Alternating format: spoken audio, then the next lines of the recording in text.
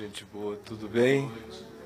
Hoje nós somos muito poucos, nós tivemos uma interrupção e sempre as descontinuidades descontinuam, de modo que se você estiver mais para trás e quiser assentar-se um pouco mais aqui à frente, fique à vontade, para mim acolhe mais, fica mais aconchegante, particularmente falando.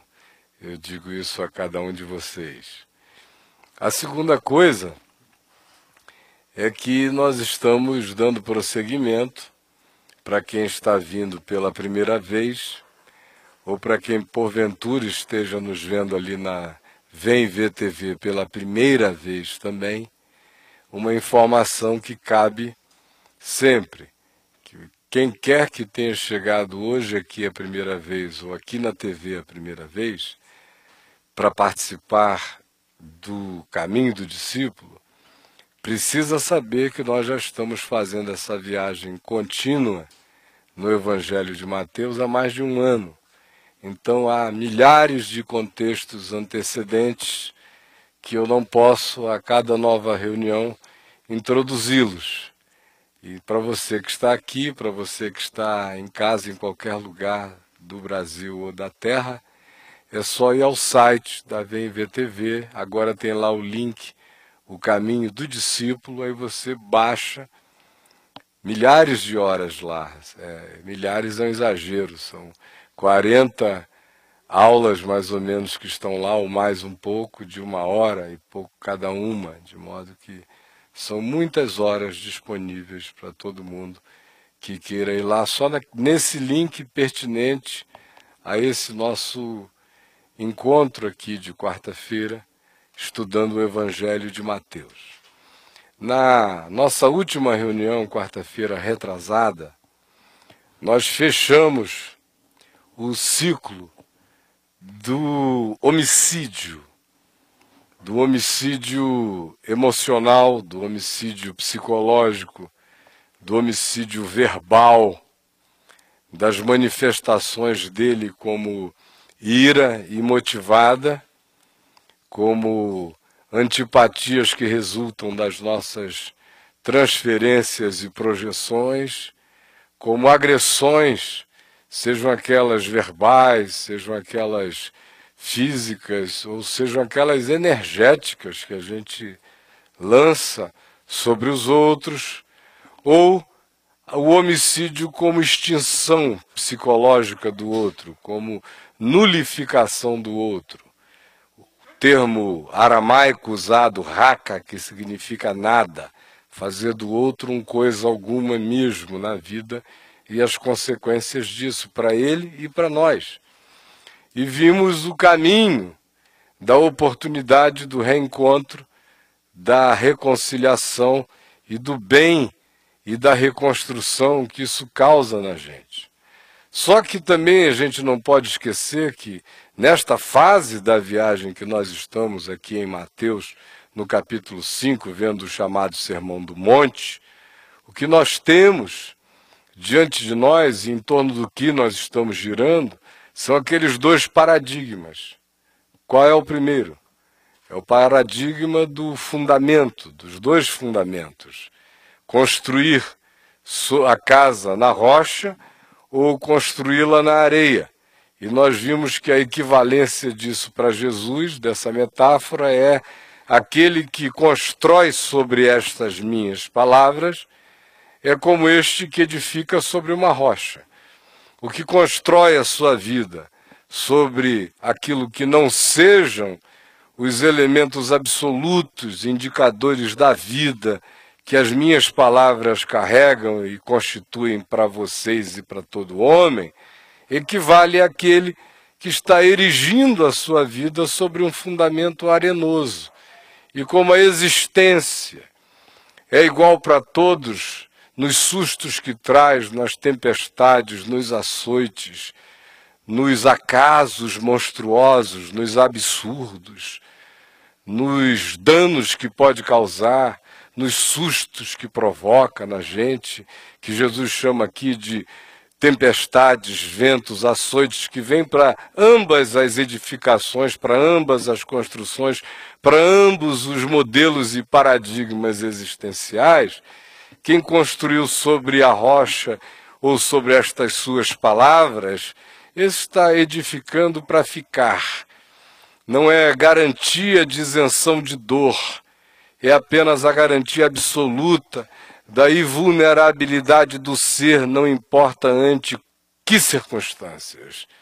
Do contrário, não importam as bases não sendo essas que Jesus chama de vida, equivale a edificar sobre chão arenoso, para o esboroamento do ser, ainda que você seja o maior construtor de edifícios do planeta, para fora, mas você não terá erigido a única casa que importa erigir de fato, que é essa que o meu ser constitui e o seu também, e que precisa ser erguida sobre os fundamentos inabaláveis que aguentam o tranco da existência.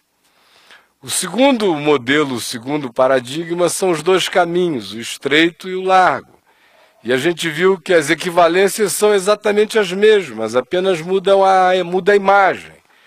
E por último, nós vimos que quando Jesus iniciou a sua fala sobre o chamado Sermão do Monte, ele nos disse que a nossa justiça precisava exceder a dos escribas e fariseus. E nós vimos que a justiça dos escribas e fariseus, ou da religião, é a justiça das morais exteriores, é a justiça das médias morais ponderadas, ou é a justiça das leis, das regras e das convenções, ou é a justiça dos estados exteriores de beatitude falsa, ou são os trejeitos e as incorporações estereotipadas religiosas, ou então são as expressões de comportamentalismo, de amestramento de comportamento, mas que não resulta e não é fruto da conversão da consciência e de se ter o mandamento de Deus profundamente inscrito no coração. Então, daí nós temos iniciado logo a seguir vendo que Jesus dissera: ouvistes o que foi dito aos antigos, não matarás. E eu disse a vocês, ainda que a gente tenha ficado 5 quartas-feiras em cima desse não matarás, eu disse a vocês repetidas vezes que se nós fôssemos levar esse mandamento em consideração do ponto de vista dos escribas e dos fariseus, do ponto de vista da lei, do ponto de vista da cidadania, do ponto de vista das éticas exteriores, do ponto de vista da moral, pouquíssimas pessoas no planeta Terra seriam consideradas transgressoras desse mandamento, porque nos quase 7 bilhões de habitantes do planeta, eu disse a vocês, se 1% dos habitantes da Terra tivessem transgredido esse mandamento matando alguém, a humanidade já teria se inviabilizado só por esse percentual. Significa dizer que esse caos inteiro que está instalado de morte entre nós é produzido por muito menos do que isso. Do ponto de vista físico, do ponto de vista da mensurabilidade histórica de uma ação, do ponto de vista da realização concreta, criminalizável, observável, historiável, muito pouca gente mata. A pergunta é por que o mundo é assim? Certamente essa violência toda não vem da brutalidade que se transforma em homicídio, embora os que nós tenhamos já sejam mais do que suficiente para nos alarmarem, mas apenas eu quero alarmar vocês para mostrar algo que subjaz a essa questão. Se nós temos todo esse caos, e é uma minoria das minorias que factualiza uma morte, de onde vem essa represa? esse movimento, esse extravasar, esse transbordar que arromba represas mais poderosas e que, conquanto não ganha a concreção imediata todo dia de mortes, mas não nos deixam excrescer o espírito da morte e da violência o tempo todo, senão dos homicídios que não se transformam em crimes legais. Senão desse volume imenso de iras, de ódios, de nulificações do outro, de agressões energéticas, verbais, o tempo todo, que criam um clima homicida nas nossas relações, uma predisposição, uma animosidade homicida em quem nunca matou e em quem nunca morreu, factualmente. Mas por quê? Porque a justiça da humanidade é no melhor dos caminhos, da melhor das alternativas, apenas a justiça dos escribas e dos fariseus. Apenas essa que diz, eu não sou assassino porque eu nunca matei ninguém. Graças a Deus, não tenho na minha consciência a experiência de ter tirado uma vida humana.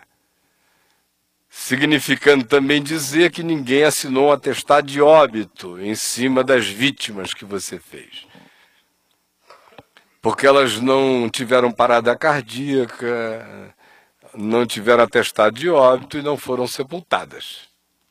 Elas continuam zumbificadas por aí, na forma de maridos, de esposas, de filhos, de empregados, de patrões, de vizinhos, de seres humanos diversos, a quem a gente escolhe, seleciona, assassinar sem matar, assassinar pela ira, assassinar pelo ódio, assassinar pela antipatia, assassinar pela verbalidade perversa, assassinar pelo silêncio sepulcral, assassinar pela nulificação psicológica do outro, e ainda assim a gente caminha jactantemente se oferecendo ao Prêmio Nobel da Paz.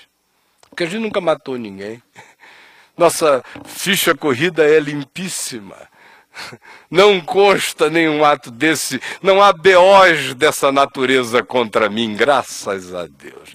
Jesus disse, todavia, nos livros invisíveis, que consideram as mortes imponderáveis, as não quantificáveis, as não históricas, as não materializáveis, as não estatificáveis, nos livros invisíveis da verdade do que houve, do que é, do que se manifesta como ser, como olhar, como espírito, como energia, como antagonismo, como desrespeito, como irreverência, como desejo de anular o outro, aí é que a gente vai saber que a maioria, sem isenção da humanidade, matou o tempo todo. Por isso o mundo foi um cemitério e tem sido, ainda que a gente o decore com as nossas melhores decorações. Hoje,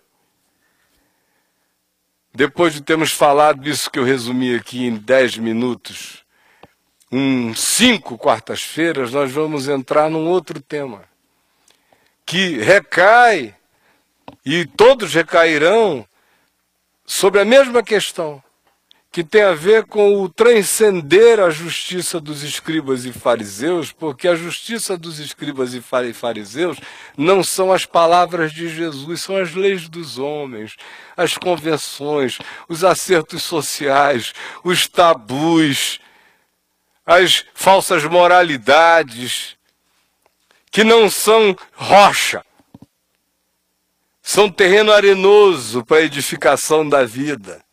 Não carregam a consistência eterna, carregam os acordos das convenções, das circunstâncias, não tem a ver com a consciência, tem a ver com o superego, não tem a ver com o meu eu, tem a ver com a projeção do meu self, agregado de todos os valores supostamente caracterizadores do que seja a vida de um ser que faz parte da normalidade da existência. E aí para fora você apresenta essa fachada, e para dentro você vai fazendo o que Jesus disse, se tornando um sepulcro cheio de rapina e de putrefação, enquanto por fora o sepulcro é caiado de branco.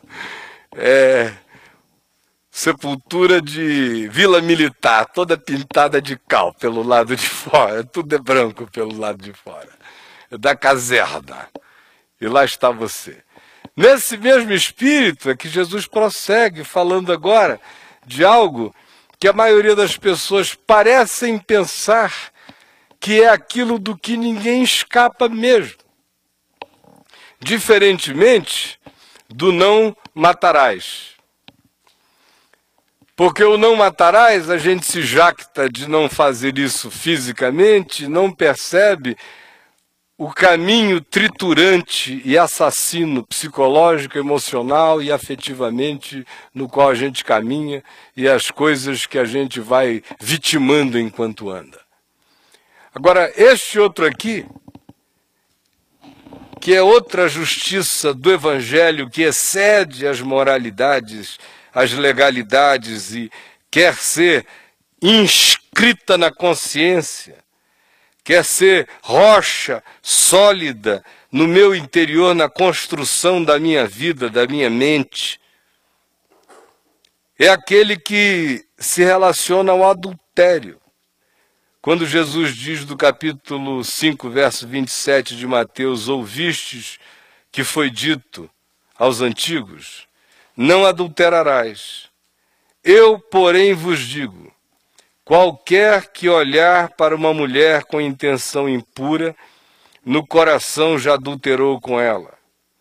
Se o teu olho direito te faz tropeçar, arranca-o e lança-o de ti, pois te convém que se perca um dos teus membros, e não seja todo o teu corpo lançado no inferno.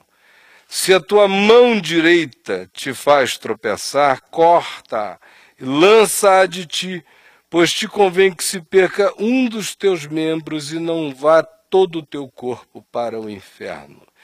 Também foi dito aos antigos, aquele que repudiar sua mulher, dê-lhe carta de divórcio. Eu, porém, vos digo, qualquer que repudiar sua mulher, exceto em caso de relações sexuais ilícitas, a expõe a tornar-se adúltera, e aquele que é casar com a repudiada comete adultério.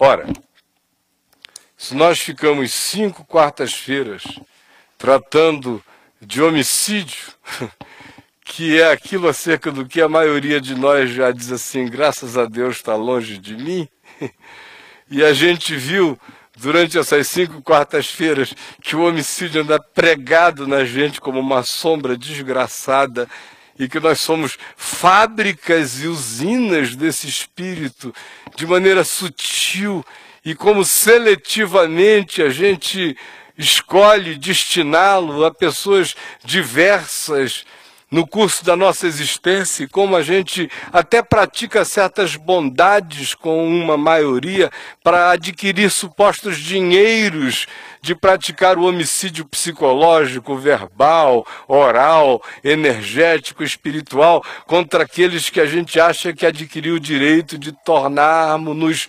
inimigos deles, se em relação a algo acerca do que todos nós, numa primeira olhada, achamos que somos os cidadãos reis da cocada preta, para ao final verificarmos a sutileza dessas ninharias odientas, guardadas em cantinhos, escaninhos, ninhos e covinhas e loquinhas do nosso ser? Quanto mais e o que não dizer disso que a priori parece que todo mundo deseja de algum modo dizer em relação a isso aqui, não fala não porque não tem bom. É quase um direito adquirido pela humanidade. E hoje em dia, Tem muita gente se jactando de que nunca adulterou, porque a maioria, estatisticamente falando, confessa que o fez. No ocidente da Terra, especialmente. Há países onde a relação é tipo de 70% das mulheres dizendo que já adulteraram e 80 e pouco por cento dos homens casados dizendo também que sim. Isso a gente não está contando aquelas relações informais, onde pessoas geram vínculos sólidos, nunca se casaram, mas têm um vínculo sólido de namoro, de encontro contínuo, e aonde um deles começa a pular a cerca e a trair. Isso aí já nem se inclui nesse pacote. Porque a maioria, quando Jesus chega e diz, não adulterarás, se a maioria não consegue lidar com essa questão nem do ponto de vista factual, se estatisticamente falando, nos lugares onde os índices são mais baixos, nas metrópoles onde os índices são mais baixos, a gente está lidando hoje já, por exemplo, no Brasil, com uns 50-50 em relação às mulheres. E os homens confessando ainda mais. Isso do ponto de vista factual. De pular a cerca concreta. Não é a cerca imaginária. Quando Jesus traz isso para o ambiente da dimensão imaginária, dizendo, eu porém vos digo, se alguém no olhar para uma mulher com intenção impura, no coração já adulterou com ela, aí eu creio que universaliza-se a consciência de que todo mundo aqui, ali ou em qualquer outro lugar é adúltero. Isso me faz lembrar até de um amigo meu que ficou ofendidíssimo um dia numa escola dominical. Num domingo de manhã na igreja que eu pastoreava em Niterói, quando ele estava dando uma aula, e um rapaz assim de coração muito Forrest Gump, bem simples de alma, capaz de fazer aquelas equações verdadeiríssimas, porém confessadas de maneira totalmente abrupta. Aí o texto era esse, o meu amigo lá estava falando da subjetividade disso também. Aí de repente ele falou, quer dizer então, pastor, que eu posso olhar para o senhor e pensar, o pastor fulano é adúltero. Aí ele ficou assim assustado e falou, que é isso, rapaz? Me respeite. Olha só a autotraição. O que o fez dizer que é isso, rapaz? Me respeite. Se ele estava justamente dizendo que na universalização subjetiva não havia ninguém que escapasse daquilo. Aí o rapaz disse, quer dizer então, pastor, que eu posso dizer, o pastor fulano de tal é adúltero? E ele disse, que é isso? Me respeite, rapaz. Porque emocionalmente falando, mesmo quem ensina sobre o assunto, nesta hora, quer, no mínimo, se agarrar ao que foi dito aos antigos. Como era o caso do meu amigo.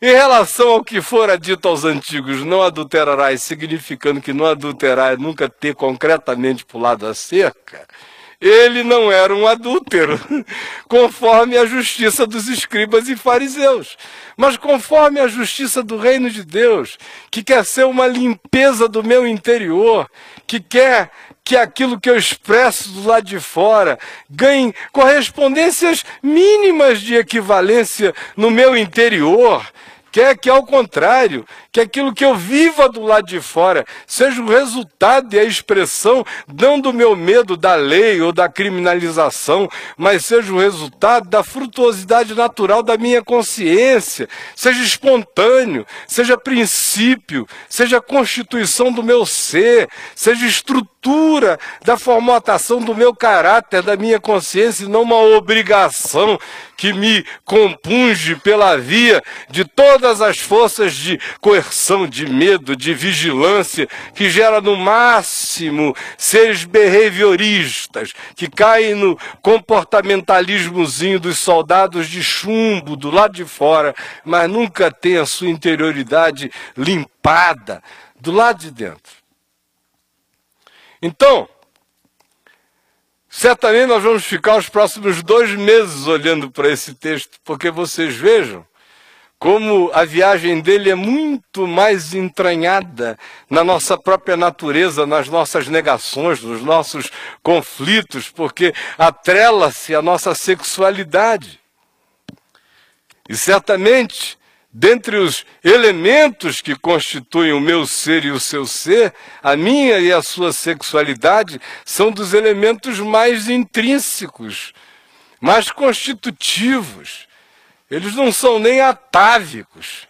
Eles, de fato, fazem parte da minha intrinsidade, da constituição do meu ser como ânima, que é um espírito embrenhado em todas as dimensões de fisicalidade e de alma de um ser concreto na história, que também é um mamífero na Terra. Eu, que sou feito à imagem e semelhança de Deus, enquanto também sou identificado com todos os mamíferos do planeta. Ora, esse tema, que do ponto de vista de Freud, era praticamente o elemento absoluto dos significados humanos, eu acho que ele cometeu um equívoco enorme, transformando a sexualidade num elemento praticamente único da sua psicologia e exacerbou imensamente o significado da coisa. No entanto, conquanto ele tenha cometido esse exagero, nem por causa disso a sexualidade deixa de fazer parte de um dos elementos, um dos pilares mais significativos da nossa constituição humana. Daí os intrincamentos que viajam por dentro desse texto, que aparentemente apenas nos ensina conduta, e nos ensina muito mais que conduta. Ele nos ensina, de fato, é a construção de um ser. Ele está falando de adultério. A manifestação do adultério, a primeira, a única verificável, humanamente falando, é a que se torna histórica. É a que se torna objetiva. Essa subjetiva, não há meios de verificação, exceto na consciência do próprio indivíduo. Daí, outra vez, Jesus chamar a questão toda do Evangelho para dentro da gente, ao invés de deixá-la ser a média dos terceiros, a média do superego, ela tem que ser o fruto da minha consciência, da minha interioridade, porque não é aferível do lado de fora. Do lado de fora eu posso ser o cara mais pudico, eu posso ser masculinamente vitoriano, de tão puritano nas minhas expressões, nos meus estereótipos, nos meus gestuais, nas minhas confissões, nos meus modos, nas minhas certezas objetivas, de nunca ter pulado a cerca, e de também até dizer jamais pularei, porque ainda que eu babe de vontade de pular, eu não pulo, porque eu não faço essas coisas.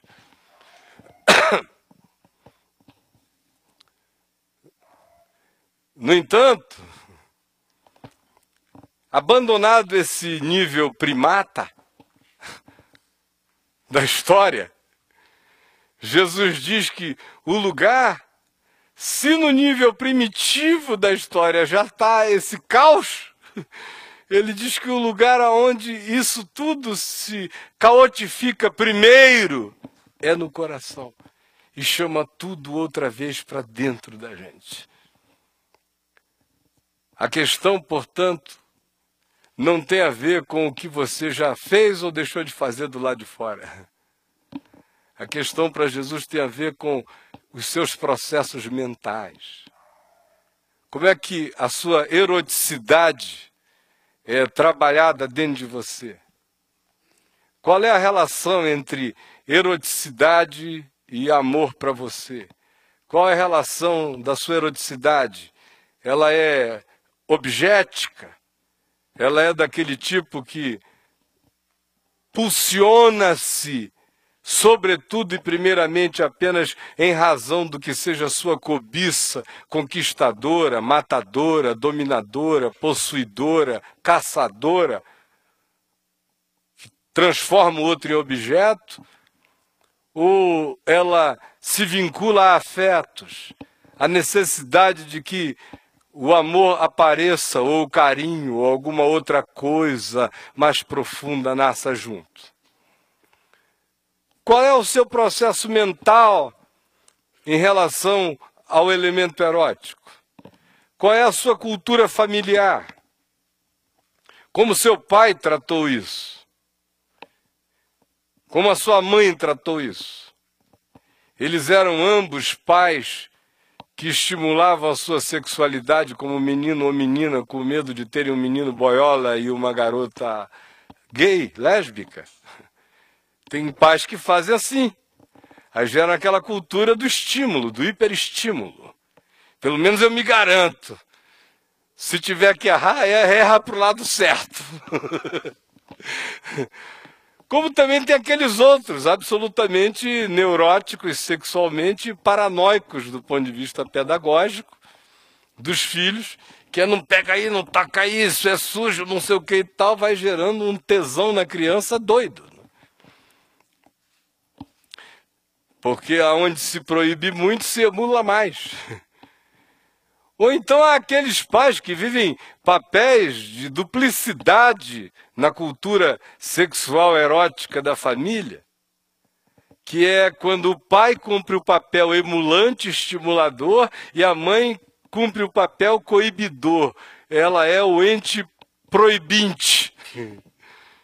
Ela é que diz: para com esse menino, não sei o que e tal. E ele vai lá, olha para lá, oh, que bunda, oh, meu filho, não sei o que, já viu a vizinha? Outro dia eu estava contando para o Daniel aqui, meu sobrinho, a gente estava indo lá para a Chapada dos Veadeiros, só eu e ele, e eu falei, olha, a minha cultura familiar em relação a isso foi um caos. Porque meu pai era um macho, absolutamente pudico na conversa sobre o assunto. A minha mãe conversava sobre isso lá com a mãe dela, mas em relação ao tema com a gente, nada.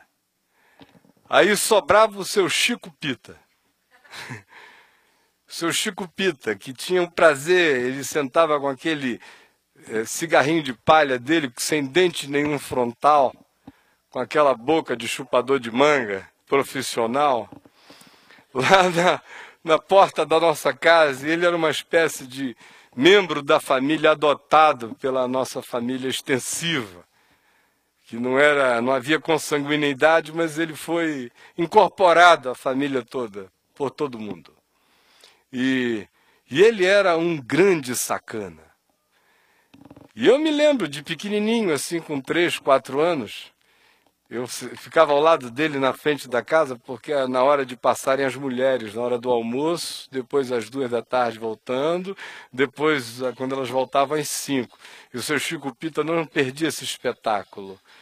Aí ele me dizia, tá vendo esse tipo de rachadura aqui na perna, Cainho? Aí eu dizia, o que tem, seu Chico Pita? Mulher que tem essa rachadura gosta de dar muito. Aí eu dizia, é mesmo, seu Chico? Olha só, a anatomia do pervertido. Aí eu ficava olhando assim, será que ela tem aquela musculatura, aquela coisa, sabe, interiorana, mitos sexuais quase urbanos do interior, muito tempo atrás. Aí ele dizia, ó, essa aqui tem, ó, esse tipo, olha para aquilo ali. Aí eu, pá, o tempo todo. Meu Deus, quando chegou a babá do meu irmão, com 14 anos de idade e eu com 5, ela já encontrou um garoto tão assim, faceiro, que a menina me introduziu na história. E só parou aos 7 anos quando meus pais descobriram, mas aí eu é que não parei mais. Fiquei viciado naquele negócio. Então vocês vejam como quem está diante de vocês é um cara que não está contando assim, uma historinha de eroticidade adoecida. A minha tinha tudo para fazer de mim um cara absolutamente e exclusivamente fixado nisso, em relações eróticas totalmente objéticas. Porque a minha iniciação foi objética. Eu fui o objeto do desejo. E adorei a história. É um prato cheio para gerar um cara adulado, adulador, que gosta de ser, de fato, todo insensado, que não vive sem esse tipo de coroa de glória rodando em cima de si e que precisa de variedades. E, na realidade, esse foi o encaminhamento psicológico que a minha sexualidade teve até eu me converter. E se eu não tivesse encontrado Jesus, de fato, não teria havido outro caminho a não ser o caminho de uma eroticidade objética, porque eu nunca antes tinha jamais dado a mim mesmo a vontade do amor relacional pelas mulheres. Para mim, elas estavam ali porque eram gostosas, eram para ser usadas, eram mangas rosas, carnudas. Mas a gente come e curte, joga o bagaço e larga o caroço. E vai embora, até Jesus entrar em mim. Então, por que eu estou dizendo isso? Porque esse texto não vai nos deixar apenas tratando de questões relacionadas a olhar o que é adultério. Olhou com olhar impuro? Ou o que é o divórcio? Se divorciou, não se divorciou? Quais as razões, quais as cláusulas, quais as perspectivas em que isso possa acontecer, em que essa concessão se aplique? Também falaremos disso, é claro. Mas a nossa ênfase é na justiça que transcende a dos escribas e fariseus. Por isso a questão não é se você já pulou a cerca ou não pulou a cerca. A questão é como é o seu processo mental. Como é o seu processo afetivo. A que a sua eroticidade se vincula? O que compõe esse elemento erótico dentro de você? Ele é inteiro? Ou ele é diminuído, ou ele é exagerado.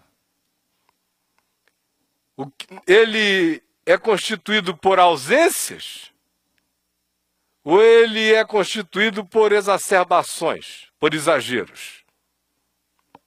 A sua eroticidade necessita de acréscimos ou necessita de podas? Que é caso previsto por Jesus aqui. Se o teu olho te faz tropeçar, arranca. Se é o braço, se é a perna, se tem alguma coisa demais, se tem alguma coisa descontrolada, se tem alguma coisa tua que quer não te pertencer, corta de ti, porque tu és maior do que o que tu tens, tu és quem tu és, e não o que tu possuis, ou aquilo que sendo teu, exerce um papel exacerbado, seja por que razão seja, na provocação da sua vida para fora do que seja o caminho da saúde humana em todas as áreas e particularmente nesta relacionada à eroticidade. E aí a gente vai ver que há amputações às vezes a serem feitas, às vezes há agregamento de valor a ser incorporado. Como também a gente vai ver o que gera a possibilidade não só da traição, do adultério, como processo mental, que pode virar vício, que pode se transformar em heroína de pensamento, em crack de fantasia mental, como vício horroroso na cabeça da gente.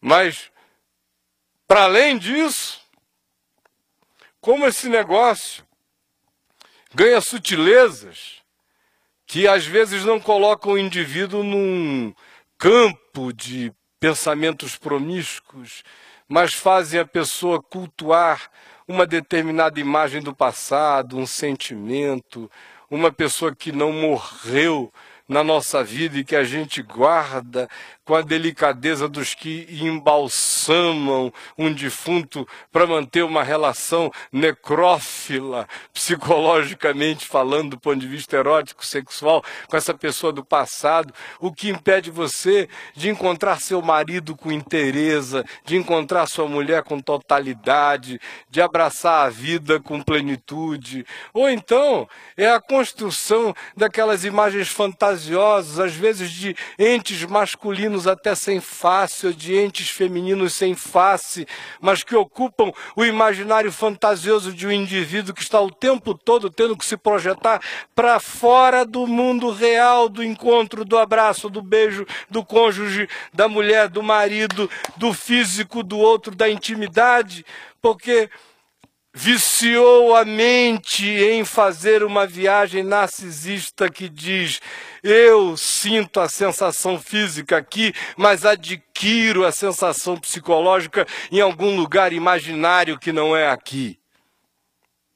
Daí, dessa dimensão até as manifestações concretas da traição, há um caminho enorme a se percorrer. Enorme.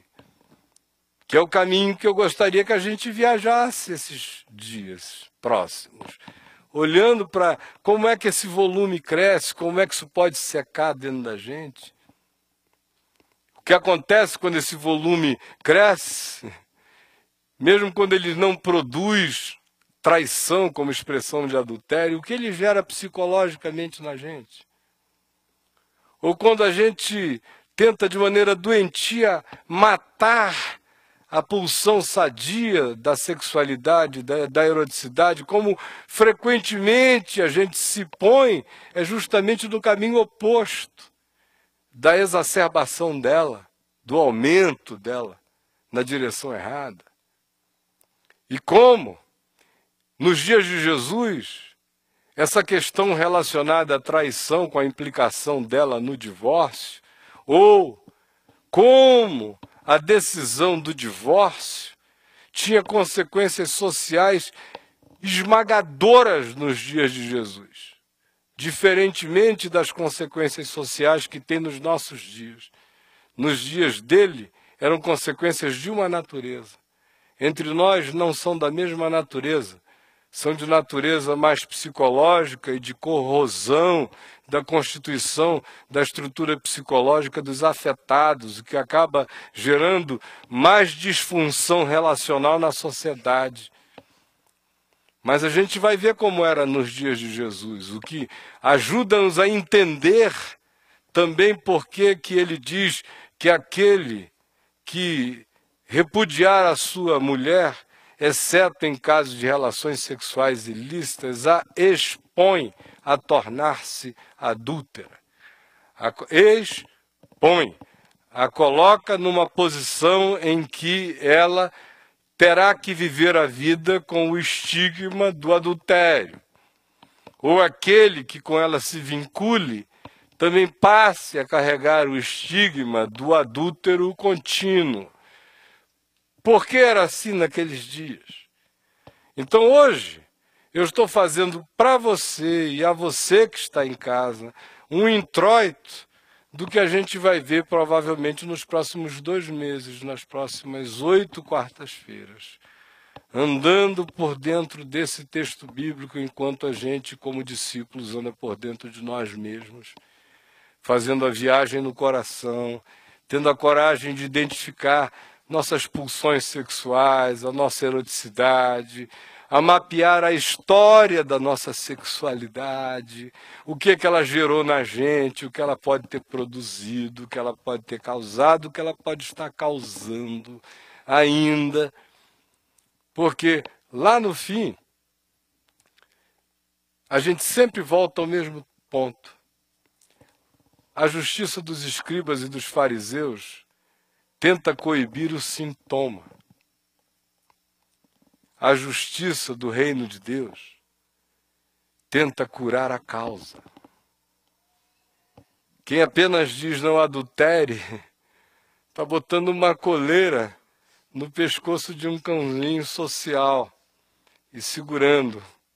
A mulher que se orgulha de dizer, meu marido nunca o traiu, mas que também nunca deu um descanso pro cara, que examina a cueca dele, que quer contar até pelos pingos de xixi na cueca quantas vezes ele foi ao banheiro, que quer examinar o cara, que chega e bota o bicho na banheira para ver se boia ou não boia. É um teste. Sabia? Vocês conhecem os testes hidráulicos da traição? Tem para o homem e para a mulher. O homem diz que o negócio é botar na banheira. Se boiar é porque ele esvaziou em algum lugar antes de chegar em casa. Tem que afundar. E a mulher diz que é o do barril. Porque se entrar e sair bolha, é porque alguém bombou antes dela chegar em casa. É trágico. Mas vocês acreditam que pessoas já me contaram que foram vitimadas por esses testes? Ou vocês acham que onde foi que eu aprendi isso? E o cara me dizendo, eu chego em casa de viagem, a banheira tá cheia. Eu tenho que ir direto para lá e ele examina, tem que afundar, senão eu tô danado.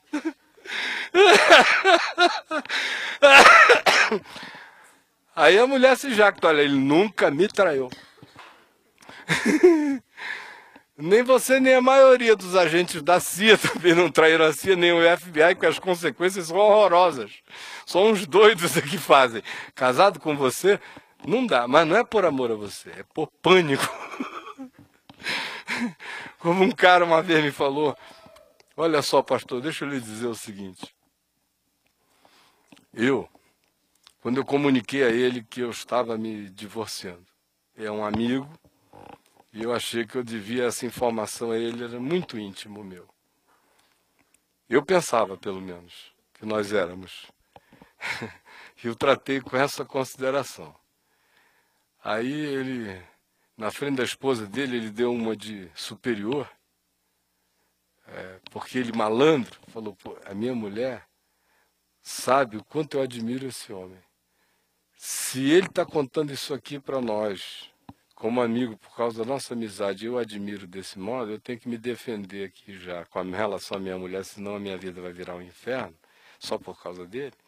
Porque se ele é o meu role model, se ele é o meu paradigma, e está contando isso para a gente, onde ficarei eu, que sou só o discípulo? Então deixa eu dar um pau no mestre na frente da minha esposa, que é para eu salvar a minha barra. Aí ele deu uma anarquizada assim fina, e eu falei, mas já comigo, eu achei estranho. Mas naquele estado, eu digo, tudo passa. Deixa pra lá. Aí a gente saiu, nós entramos no elevador do apartamento dele, um super apartamento. Aí nós entramos, e quando a gente fechou, era um elevador privado dele. Quando nós entramos ali, que desceu 2 andares, ele virou e falou, pastor, para com esse negócio, se divorciar. O senhor representa um emblema, não pode ser manchado. Ó, o senhor vai lá na sua esposa, sim, 15 dias, dá uma comparecida, ele fez assim, o senhor dá uma comparecida, e vai fazendo aonde o senhor acha que está bom para o senhor, pega essa pessoa e continue aí, o senhor só comparece, cria assim um mise-en-scène, mostra que terminou tudo e tal, e vai lá, comparece, vai levando. Porque eu vou lhe dizer o seguinte, se eu tivesse a ousadia que o senhor está tendo, eu confesso que eu bem que queria, mas eu não tenho a coragem, porque a minha mulher vai fazer a minha vida virar um inferno, os meus negócios vão para o buraco, vai acabar tudo. Então eu não sei como é que o senhor tem essa coragem, porque eu não tenho. Eu vou, amanso aqui e continuo lá. E eu fui amigo dele anos e nunca soube disso. Porque pro lado de fora é uma cristaleira linda. Linda. Aí encontra um cara que está querendo que o lado de fora e o lado de dentro não se divorciem e que vai falar a ele a verdade do coração. Encontra no público um sermão para sossegar o leão da mulher dele e no elevador uma sugestão que em mímica todo mundo compreende. Aqui o senhor de vez em quando e lá do jeito que quiser, que fica tudo bem. Mas não faça o contrário, senão sua vida vai ser destruída. Bom, é verdade, mas não por essas razões. É verdade, mas não por essas motivações. Que a possibilidade de desconstrução na maioria das separações é muito maior do que a de construção, é fato. Mas até para se separar, Jesus diz que a gente tem que ter as razões certas, os modos certos, com o fim certo, ainda que isso seja resultado da dureza do nosso coração, que não soube ou escolher, ou que não soube manter o escolhido, ou que não soube se manter escolhido, ou que nunca escolheu e apenas admitiu, por qualquer que seja o engano ou equívoco do coração, é que a gente, às vezes, ou muitas vezes, chega nessa contingência, onde a consequência é a separação factual. Mas antes de se chegar nela, as pessoas se separam muito antes, dentro, na viagem interior, de modo que divórcio só divorcia os que já estão divorciados. Ele não tem nenhum poder de realizar a separação, exceto a de autenticar a realidade dos já separados. De maneira que a questão não está em nenhuma lei de divórcio. Jesus disse que a questão só está na dureza ou não do nosso coração, no engano, no equívoco ou não do nosso coração. Tudo volta para este mesmo lugar, aonde a justiça do reino de Deus não quer ser apenas um não trair histórico, quer ser a construção de uma constituição forrest-gumpiana na gente, aquela capacidade natural de ir amando a fidelidade, de ir vestindo a fidelidade como cinto, que é algo que só a graça de Deus vai produzindo, construindo, como prazer na gente. Vestir a fidelidade como um cinto. Enquanto esse prazer não se instala na gente, não existe nenhuma lei do lado de fora que vá coibir a legião de pensamentos, ou de fantasias, ou de doenças que vão sendo construídas do lado de dentro. Então fiquem com essa introdução hoje. Guardem-na no coração, porque ela é a chave para a compreensão de tudo mais que nós vamos ver nessas próximas 7 ou 8 quartas-feiras, olhando agora para o elemento histórico desse texto, na próxima quarta-feira, os cenários dos dias de Jesus, em que ambiente, em que contexto ele falou isso, como soou para os que ouviram. Depois nós vamos ver como foi que Jesus praticou o que ele ensinou aqui em relação às pessoas que ele encontrou. As que nunca traíram do lado de fora, mas que traíam do lado de dentro todo dia. E as que traíram do lado de fora e que ele tratou com a graça de afirmá-las como pessoas com um potencial de não traírem do lado de dentro. E também nós vamos ver os elementos e as aplicações disso tudo, dessa pulsão que é a que gera a traição, a que gera o divórcio. Antes de gerar isso, de onde ela vem e o que ela gera em nós. E o que em nós tem que ser cortado às vezes, ou o que em nós tem que ser admitido para ser agregado. Porque o caminho do Evangelho não tem a ver com lei ou moral, tem a ver com saúde, tem a ver com integridade, com a constituição de um ser pleno e inteiro. É só isso que Deus quer. Onde há essa plenitude, há tudo mais. Onde não há essa plenitude, pode haver tudo do lado de fora, não há nada real do lado de dentro. E por último, nós vamos ver as implicações sociais de cada um desses aspectos na construção ou desconstrução dos nossos vínculos familiares, da nossa estrutura social e do que isso vai gerando em nós, à volta de nós também, nos dias de hoje, como parte do caminho de cada um de nós, caminho do discípulo, neste chão de eroticidade, de hedonismo, de provocação e de sedução. Vamos ficar em pé, vamos orar, tá bom? Feliz que vocês tenham vindo. Quarta-feira que vem, voltem, tragam outras pessoas. Você em casa, vá lá no link, o caminho do discípulo, baixe, acompanhe para você não perder essa viagem, porque ela foi antecipada por literalmente milhares de coisas que ajudam infinitamente a compreensão do que está sendo dito agora, tá bom? Vamos orar? Vamos dar as mãos? Deixa eu pegar aqui também na mão da Nédia querida, na sua mão, meu mano. Vamos orar juntos, tá bom? Isso, legal. Você em casa, se estiver ao lado de alguém, pegue na mão da pessoa que está com você, se você sentir liberdade, né? Ou tem gente assistindo em auditórios agora. Vamos dar as mãos juntos e vamos orar. Senhor Jesus, eu quero te agradecer, porque o Evangelho não é um verniz, nem é uma máscara, nem é uma fantasia, nem é uma couraça de guerra.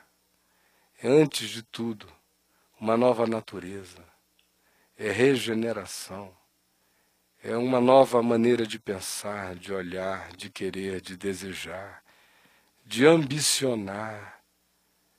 É um novo modo de enxergar privilégios, de enxergar bênçãos, de enxergar sucesso, de enxergar perda, de enxergar ganho.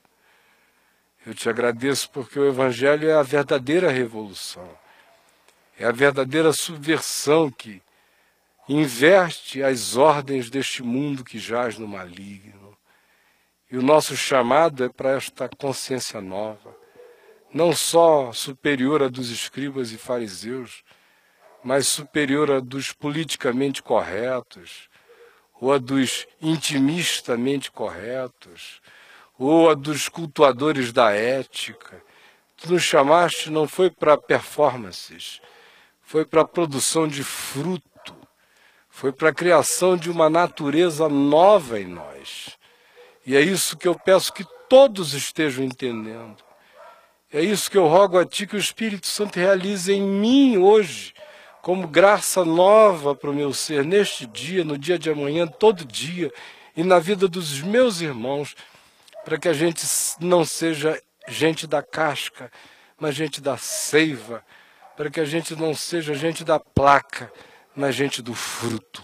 É o que eu te peço, em nome de Jesus. Amém e amém.